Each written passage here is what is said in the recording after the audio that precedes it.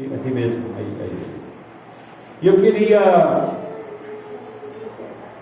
fica desse lado aqui, o Daniel está ali com... Fiquem desse lado.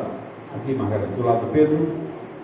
Assim, meio de lado, assim, isso. Olha para lá e para cá também para mim. É um olho, como diz a história, olho de tratador de peixe. Sabe como é que é?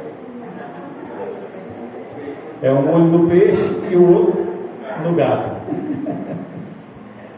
1 Pedro, amados, capítulo 5. 1 Pedro, capítulo 5. O apóstolo Pedro, ele traz uma orientação a respeito dos deveres de anciãos, de jovens. Ele traz uma orientação para aqueles que fazem parte da igreja. E a orientação que Pedro traz, ela tem duas finalidades. Ela tem aqui uma finalidade de conduzir, orientar os irmãos a uma atitude de humildade e também de vigilância. E o apóstolo Pedro começa o capítulo 5, meus amados, se dirigindo aos anciãos da igreja. Mas ele se dirige aos anciãos da igreja se colocando também no mesmo patamar de igualdade deles. O que Pedro diz aqui, o apóstolo Pedro, eu estou dizendo, eu ia perguntar para vocês, Pedro era o quê? Eu estou dizendo que ele era apóstolo. E para a gente compreender que no reino de Deus não existe degraus, não existe hierarquia, o que existe são funções diferentes para aqueles que foram chamados. O apóstolo Pedro se dirige aos anciãos ou presbíteros da igreja, dizendo assim: aos presbíteros que estão entre vós, admoesto eu, que também sou o quê? Presbítero com eles. Pedro poderia evocar sobre si a sua função. Ele poderia aqui conclamar diante dos irmãos, fazer um pronunciamento diante dos irmãos e colocar a sua função em evidência. Eu, apóstolo do Senhor Jesus Cristo. Mas ele não precisava defender o seu apostolado. Pedro não está aqui defendendo o seu apostolado. Pedro não tinha dúvidas de que ele era apóstolo, mas ele está trazendo uma orientação à igreja de uma forma geral. E a orientação que ele está trazendo, a exortação, a demonstração que ele faz à igreja, em primeiro lugar, a respeito de quê? Da humildade. Então o que Pedro faz? Ele se coloca no mesmo nível dos anciãos daquela igreja. E ele diz: admoesto aos presbíteros que estão entre vós, admoesto eu, que sou também presbítero com eles, e testemunha das aflições de Cristo, e participante da glória que se há de revelar. Pedro se coloca no nível dos presbíteros e coloca os presbíteros no nível dele como apóstolo. Quando ele se coloca como presbítero igual aos demais, ele está tomando uma atitude de humildade e admoesta os presbíteros também nesse sentido. Mas ele fala aqui, meus amados, de aflições e da glória que há de ser revelada. E quando ele fala das aflições, ele está colocando os presbíteros no mesmo nível também dos apóstolos nesse sentido. No sentido de quê? Das aflições de Cristo, de ser testemunha dessas aflições, de vivenciar estas aflições também, e de ser participantes da glória que havia de ser revelada.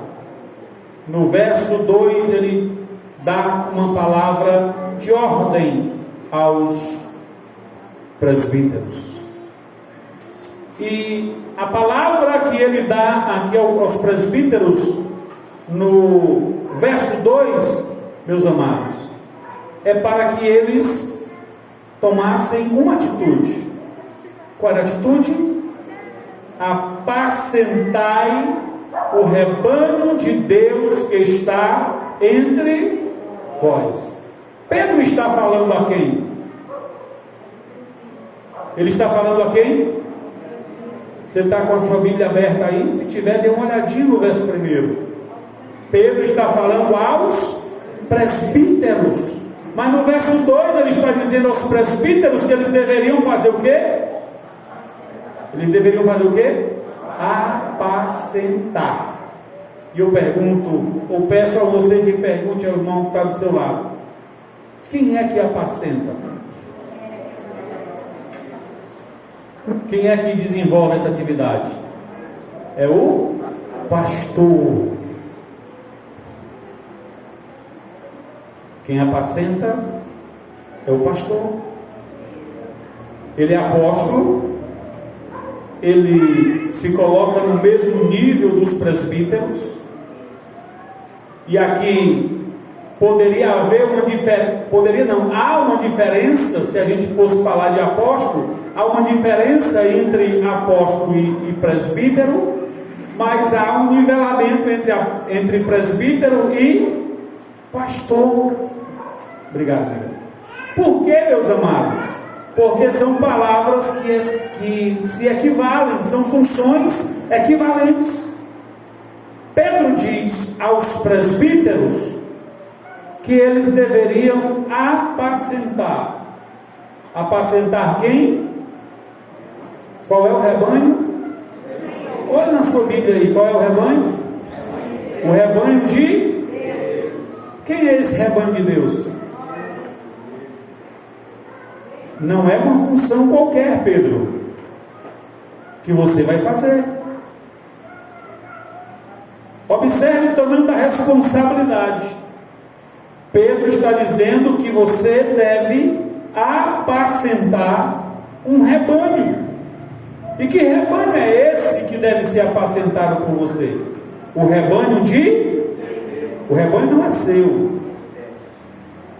O rebanho não é do presbítero Camilo, que ainda é o dirigente da congregação. O rebanho não é do pastor Daniel, que é o pastor da igreja. Não é meu. O rebanho é de Deus. Ele diz: apacentai o rebanho de Deus que está entre vós. E ele diz como deve ser feito isso: tendo cuidado dele. Apacente o rebanho, tendo cuidado do rebanho. Ele diz que nessa atividade de apacentar o rebanho, isso não pode ser feito com força. Não por força. Aqui na realidade não está falando da força do pastor em arrebanhar o rebanho, mas está falando do pastor ser forçado a fazer a atividade de pastorear. O pastor não deve pastorear de forma forçada. Ele diz aqui: mas voluntariamente. Não é por força. Não é uma atividade que deve ser penosa para o obreiro, mas é uma atividade que o obreiro deve fazer de forma voluntária, compreendendo o que ele está fazendo, porque foi chamado por Deus para fazer. Ele diz também que o rebanho de Deus, ele não deve ser pastoreado por sórdida ou por torpe ganância. Não é uma atividade que se deve fazer por dinheiro. Isso aqui não isenta o cuidado da igreja em relação ao seu pastor ou aos seus pastores, aos seus obreiros, que são assalariados ou que recebem alguma ajuda de custo para desenvolver o trabalho. Não está se tratando disso. Mas quando Pedro orienta aos presbíteros que iriam ou que estavam pastoreando, ele diz que eles deveriam fazer essa atividade não porque estavam sendo forçados, não porque não tinha, porque eles entenderam que não tinha mais nada para eles fazerem e agora eles poderiam se aventurar no ministério. Não é isso. Muita gente pensa que foi chamado por Deus para exercer o ministério porque nunca conseguiu arrumar um emprego, porque nunca se encaixou em lugar nenhum, nunca deu certo em nada, e de repente alguém tem a brilhante ideia de dizer: vai que essa pessoa, ela vai ser um pastor, ela vai ser um dirigente, ela vai dirigir uma congregação, vai exercer algum trabalho na igreja. Porque muitas pessoas pensam que o pastor é alguém que não trabalha. Já me perguntaram: pastor, o senhor trabalha em que mesmo?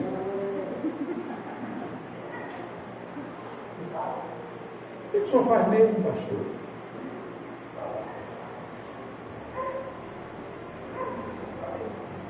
Quando Pedro diz que não deve ser por torpe ganância, ele está dizendo que a motivação do seu trabalho não deve ser o dinheiro que você vai receber. E se fosse, tadinho de você. Não deve ser, não pode ser, mesmo nós sabendo que existem obreiros que trabalham assim, e o próprio apóstolo Paulo fala sobre isso. Ele diz que uns pregam por dinheiro, ele diz que tem pregadores que pregam por vanglória. Tem muita gente pregando pela motivação errada, mas Paulo também diz que tem um monte de gente que está pregando pela motivação correta. E nós precisamos fazer parte desse grupo que prega pela motivação correta. Não pode ser dinheiro a nossa motivação. Ele diz que devemos pastorear de ânimo pronto. Alguém tem uma tradução diferente aí?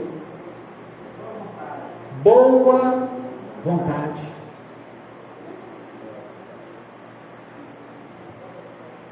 Boa vontade. Nem como tendo domínio sobre a herança de Deus. Agora, ele fala do obreiro que... Obrigado.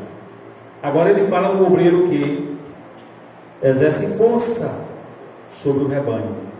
Ele diz aqui que o obreiro não deve ser forçado a fazer o que ele foi chamado, mas ele também não deve pastorear como alguém que tenha domínio sobre a herança de Deus.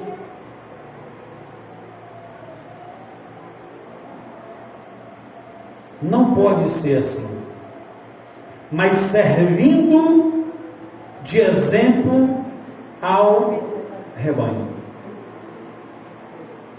Os irmãos não devem ser orientados a fazer algo porque você está dizendo que tem que fazer. Mas os irmãos devem ser exortados a fazerem algo porque eles olham para você e eles veem você fazendo. Não como alguém que tenha domínio sobre a herança de Deus, mas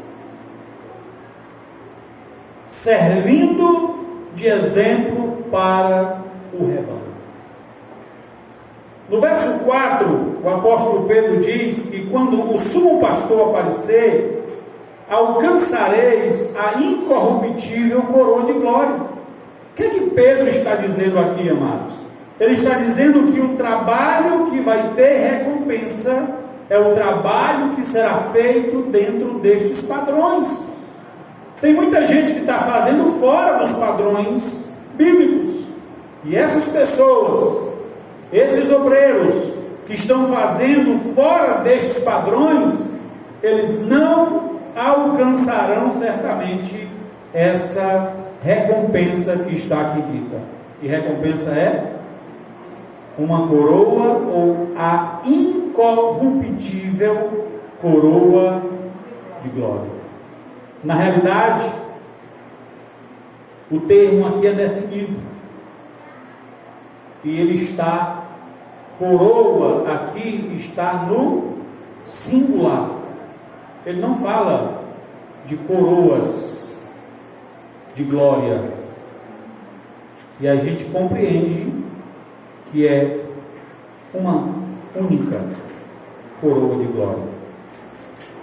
E é óbvio que não é uma coroa de glória que uma única pessoa irá receber, mas todos aqueles que compreendem que foram chamados e que voluntariamente se colocam à disposição de Deus para servi-lo, para fazer a sua obra, e fazem a obra do Senhor, e cuidam do rebanho de Deus, da herança de Deus, como diz as Escrituras, esse trabalho é um trabalho que será coroado. E esse obreiro, ele alcançará, como diz Pedro aqui, a incorruptível coroa de glória. É uma herança que não vai se corromper.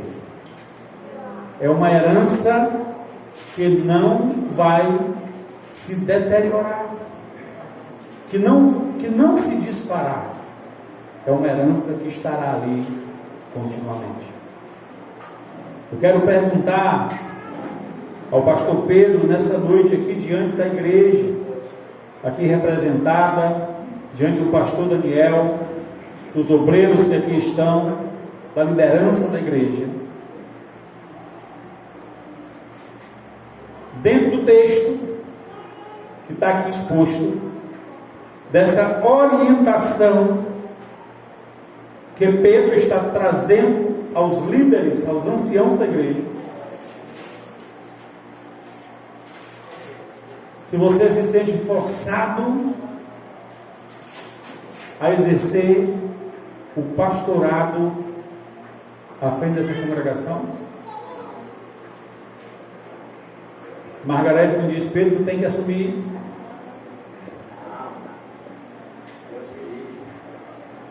É voluntariamente. Glória a Deus. Eu não vou nem perguntar se a motivação é o que você vai ganhar, porque eu sei quanto é que você vai receber. E não poderia ser, né? Não poderia ser. E eu sei também que a decisão de assumir, mesmo diante da pouca condição que a igreja pode nesse momento oferecer, eu sei que é uma decisão de fé que você e a sua esposa estão tomando, têm tomado. Amém? É de boa vontade. Siga as orientações do apóstolo Pedro. Não haja como alguém que tem domínio sobre a herança, porque essa herança não é sua, é a herança de Deus. Mas se coloque sempre como o exemplo para o rebanho. Como diz a palavra de Deus, no trato, na maneira de tratar com os irmãos, seja exemplo. Na palavra, seja exemplo. Não se comprometa com aquilo que você não pode fazer. O obreiro, ele deve ser alguém do qual ninguém deve apontar o dedo para ele e dizer: É por isso que Jesus disse que a nossa palavra, ela deve ser sim, sim, não, não. Não pode sim e não, ou não e sim. Se é sim, é sim. Se é não, é não. Seja exemplo para o rebanho nas suas contribuições, como dizimista, como ofertante. Seja exemplo para o rebanho na fé. Seja um exemplo para o rebanho nas orações, no temor, na paciência. Seja um exemplo para os homens casados da igreja, como um excelente esposo. E a Margarete, como uma excelente esposa, se tornando também exemplo para as mulheres casadas da igreja. Amém? Eu queria convidar o presbítero Camilo para vir aqui à frente.